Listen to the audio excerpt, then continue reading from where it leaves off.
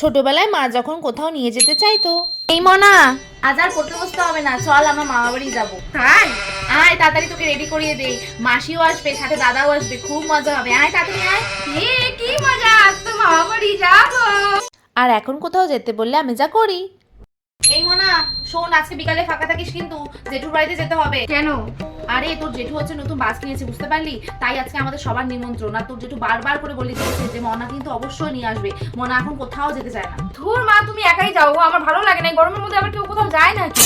কেন যাবি না তুই? আমার ভালো লাগে না, বোঝো না কেন? হ্যাঁ, এখন তো তোর কোথাও যেতে ভালো লাগে না, শুধু ভালো লাগে ঘর অন্ধকার করে বসে বসে ফোন ঘাটা। আর তাছাড়া তোমার আর কিচ্ছু ভালো লাগে না, তুমি শুধু ঘরের মধ্যে থাকো আর ফোন ঘাটো। তোমার ওইসব বয়সটা আমিও পার করে এসেছি। প্রেম করো তুমি, আমি কিছু বুঝি না, এর জন্য একা একা থাকতে ভালো লাগে। চুপচাপ যাবে আমার সাথে, সবাইকে আমি উত্তর দেবো না যে সবসময় ঘরে থাকিস তুই। চুপচাপ আজকে তো যেতেই হবে আমার সাথে, তাড়াতাড়ি রেডি হ, নাহলে তো মেরে না তোর পা ভাঙবো আজকে আমি।